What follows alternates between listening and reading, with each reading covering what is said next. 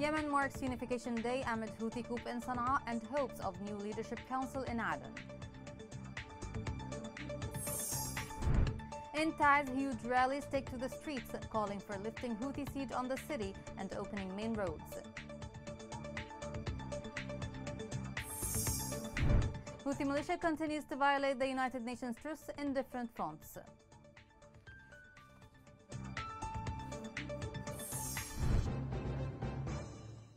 Welcome to Yemen Today TV. This is the English news with me, Rana Swaylam. The 22nd of May in 1990 is a date of a particular importance in the lives of Yemenis across the country. It is the day in which political leadership represented by late President Ali Abdullah Saleh in northern Yemen and Ali Salim al-Bid in the south has signed the birth of the Yemen Republic. This report has more details.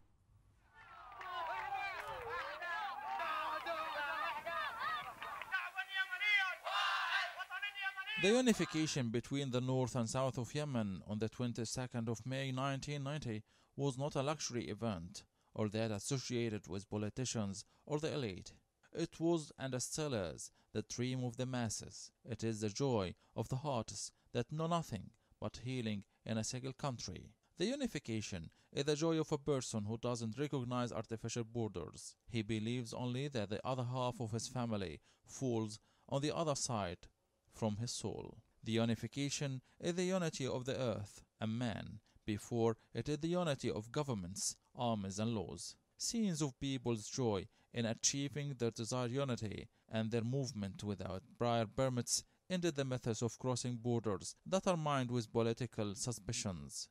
Yemenis are crossing the borders, realizing that the hands are intertwined and blood flow throughout history. The people in Yemen have sent a message to the world that on May 1990, the scenes of joy cannot be compared in their splendor and beauty with the scenes of separation and division. Unification became a tale of two lovers. Both of them refused all calls of divorce. They lined together in a sweeping love that is deep-rooted by history. In light of the unification of Yemen that took place in 1990, individuality became a curse, and the gathering became a mercy. The people have given their hearts to the homeland, and the homeland has given them the most beautiful of it. And the simple human being, armed with the values and loyalty and belonging, will remain, rejecting all projects of division and dwarfism. Unity remains a god in the eyes of the Yemeni people throughout the ages. The crowds that believed in the constitution gathered before the vote boxes and were overwhelmed with a joy that was witnessed by the whole world. The guns were silenced, the war merchants disappeared, and the masses said their word to the history that will not change. The head of the Presidential Leadership Council, Rashad Al-Alimi, congratulated the Yemeni people on the 32nd occasion of National Day of Unity in Yemen and the declaration of the Republic on May 22, 1990. The head of the PLC added that it's now imperative for everyone in the north and south of the country to unite in order to confront the Houthi militia.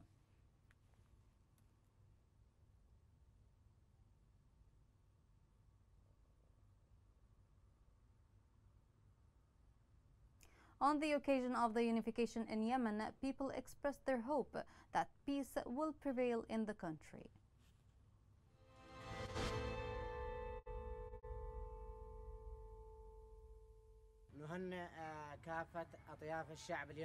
We congratulate the Yemeni people in the north and in the south on the 32nd occasion of the Yemeni unification that united the people and is the will of the people.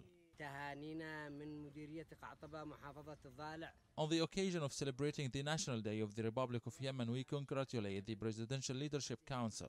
We assure to all the Yemeni people from Qataba that we stand with the Yemeni people and with the unification in Yemen. It remains the unity of the people from Saada to Al-Mahra. We send our farewell to the broker of the unification in Yemen, the late leader Ali Abdullah Saleh. We congratulate the PLC on this great occasion, on the 32nd celebration of the unification. We congratulate the Yemeni people for this occasion, and they have to preserve it as it was reached to stay solid. بمناسبة حلول الذكرى 32. The unification in Yemen is standing from early history. We are one people, and the most important thing is that we have to be loyal to our country. We have to defend this unification and its gains. We extend our gratitude to those who made it real. As we congratulate the Yemeni people for this occasion, we call on the people to unite together to eradicate the Houthi rebels.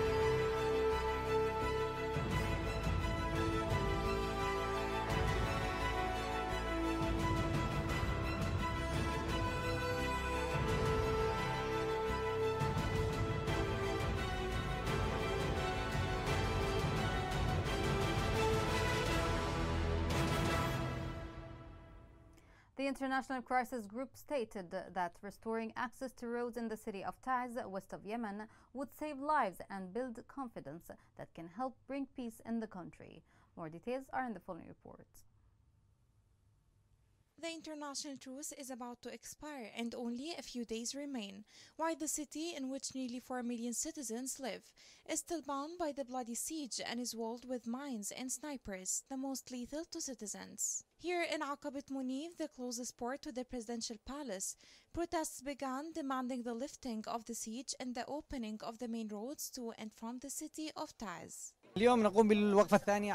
Today we are here protesting for the second time this week. We are staying here, and we will not stop until they open the palace to port, the main route to the city of Taiz. We demand to lift the siege and open all the main routes and the ports to Taiz. We refuse all the games that the Houthis are playing. We want to open alternative and sub-routes, but we totally disagree. Since humanity is indivisible, many citizens in Taiz continue to carry out various activities and vigils to demand the implementation of the terms of the international truce, especially after the militia fabricated arbitrary conditions that would impede humanitarian efforts to alleviate the suffering of the citizens, which led some to accuse the United Nations of working with the militia. We are here protesting against the double policy practiced by the international organizations that are sponsoring the Yemeni dialogue. There is clear duality and racism towards Yemen. Sana'a Airport and Hodeida Port were opened, but till now the routes to Taiz are still closed. We have been suffering for 8 years now from the siege on Taiz. It's the worst siege witnessed by any city in the history. People are suffering from diseases, famine, and death. All the main routes to Taiz were closed by the Houthi militia 8 years ago. Taiz has turned into a huge prison where millions of people live, trying to get out of it through alternative routes. We lost our loved ones from the city of Taiz on different routes, mountains and valleys.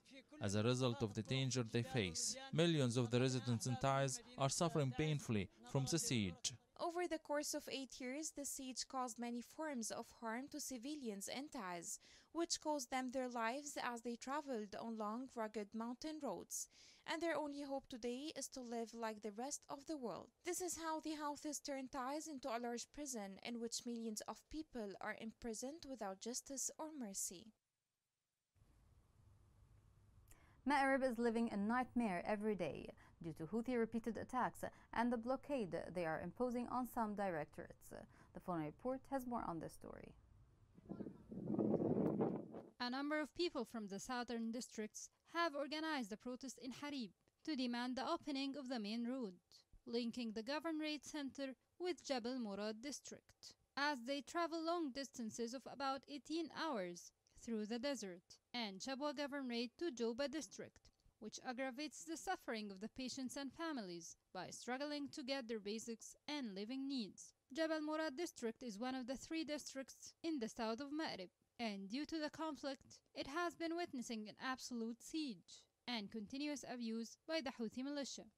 نحن أبناء مديريات مراد نطالب المجلس الرئاسي. We, the sons of Murad Directorate, are demanding the Presidential Council to lift the siege on this area, and we also call on the Council to open all seaports and airports. We cannot stand the blockade. Even sons of the liberated areas are still trapped.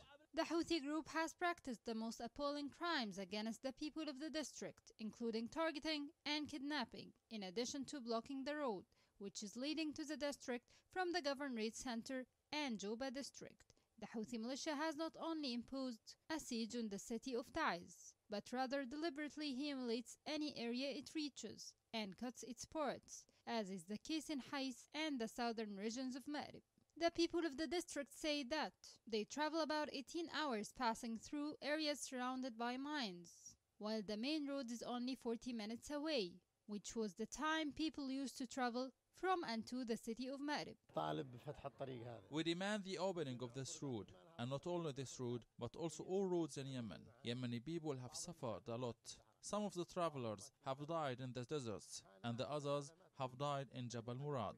The Directorate of Jabal Murad is characterized by a rugged geographical nature, as it's mountainous and has fought long records of battles and historical confrontations with the Imama and its descendants for many years, which drives the militia members to continue its besiege and narrowing life more for its sons in various ways and means. The Houthi militia committed more than 30 violations during the past 24 hours in the western coast. The military media of the joint forces reported that the violations included drone attacks and direct targeting of population centers in Hais district. The following report has more details. The Houthi militia continues its violation of the truce that is sponsored by the United Nations, in light of the commitment of the army and the resistant forces to the comprehensive ceasefire decision, in light of implementing the directives of the political and military leadership in Yemen. In a statement, the government forces said the Iranian-backed Houthi militia committed 116 violations of the United Nations truce on Thursday and Friday on various fronts. The statement indicated that the government forces documented 52 Houthi violations in Barah and Hais, 37 violations in Taiz, 15 violations in Ma'rib, 8 violations in Hajjah, and 4 violations in Sada. They added that the government forces thwarted on Friday 5 Houthi infiltration attempts towards military sites south of Ma'rib and on Bani Hassan front west of Hajjah, northern Yemen. The statement indicated that the Houthi militia continued to target the government forces sites on all fronts with Katyusha rockets, artillery, and other weapons, including 3 Katyusha rockets it fired at sites south of Ma'rib. The government forces stressed that the militia continues to bring reinforcement, create new sites, and dig trenches and fortifications on various fronts. The militia planted new quantities of mines in their areas of control on Al-Jarrahi Hais line, south of Hodeidah, west of Yemen, the media of the government forces added. Last month, the United Nations envoy to Yemen, Hans Grunberg, announced that the Yemeni parties had agreed to a 2-month renewable truce. The Houthi militia deliberately violates the truce daily, while observers believe that the militia is working to gain time and exploit the truce to rearrange its military ranks and bring in more armed crowds to the lines of fires. The Global Security Risk Index confirmed that Yemen is one of the 5 most dangerous Arab countries and among the 15 most dangerous countries in the world for the year 2022. The index pointed out that Yemen, Libya, Syria, Somalia, and Iraq are among the most dangerous Arab countries in terms of security risks in the world. Massam project for demining said it has cleared 1,339 mines and explosive devices within the past week. The total mines cleared since Massam operation reached about 340,000 mines and unexploded devices. Coming next.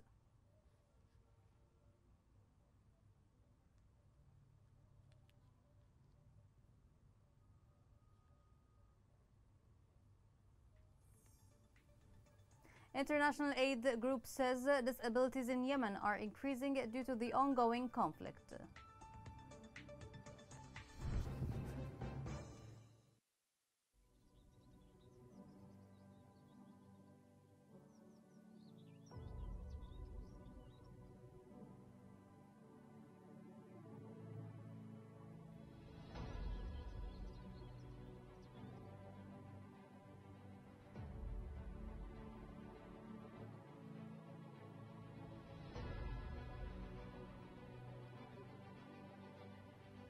بمجرد ما تزرع، بمجرد ما تطلع هكذا بالزراعة يعني يجي له دوداي. بعض الجراب يعني يصفيها كامل، ترجع تزرع من جديد.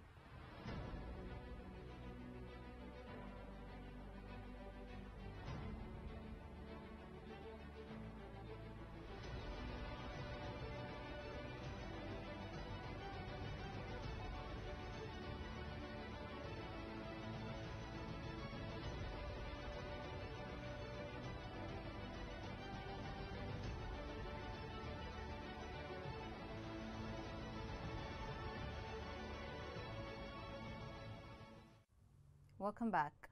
The number of disabled people in Yemen only grows bigger after 8 years of conflict. The widespread use of explosives, mines, and indiscriminate gunfire in occupied areas has resulted in a huge number of disabilities, and people are not receiving treatment due to limited access to healthcare system in Yemen. More details are in the following report.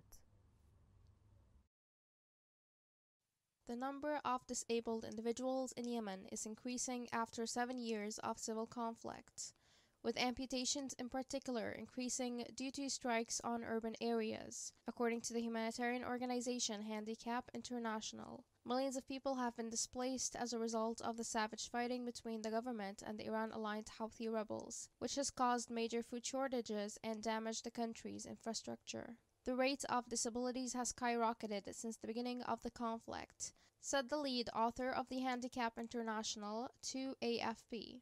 According to the France-based aid agency, widespread use of explosive weapons in strikes, mines, and stray gunfire in inhabited areas has resulted in a huge number of amputations, and people with disabilities are always the first to be ignored. According to the report, psychological traumas and mental health problems have also worsened as the war continues. The UN estimates that 4.8 million individuals in Yemen have at least one handicap out of a population of 30 million, up from roughly 3 million before the conflict.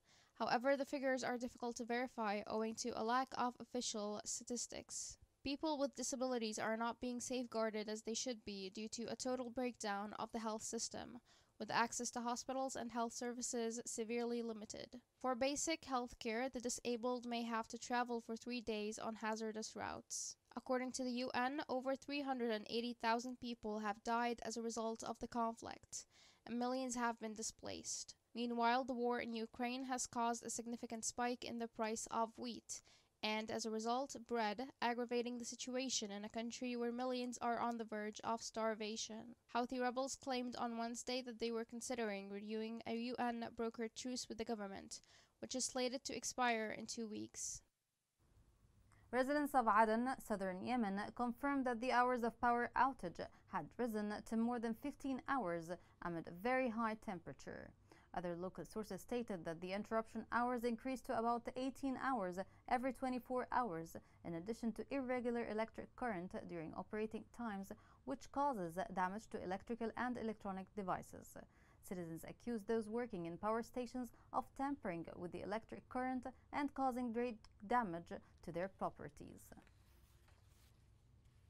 The Yemeni government reiterated its encouragement of foreign investments through cooperation with national companies in the oil and mineral sectors. During a meeting between the Deputy Minister of Oil and Minerals and an American company, the government reiterated it will provide all necessary facilities for foreign companies to achieve the interests of both parties.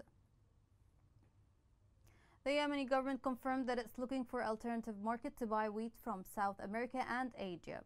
A source at the Ministry of Trade and Industry said that Brazil is one of the options presented in addition to the contacts that are currently taking place in India. The International Organization for Migration said it conducted training for 405 teachers and parents. The IOM training was about children's hygiene and sanitation in 14 schools in Aden, Lahj, and Hadramaut. Here's a reminder of the main headlines. Yemen marks Unification Day amid Houthi coup in Sana'a and hopes of new leadership council in Aden. In Taiz, huge rallies take to the streets calling for lifting Houthi siege on the city and opening main roads.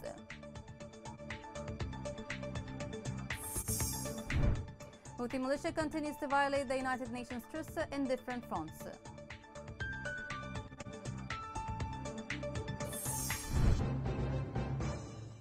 This is the end of the news. For more, follow us on Facebook, Twitter, and YouTube at Yemen Today English. Thank you for watching. Have a great day.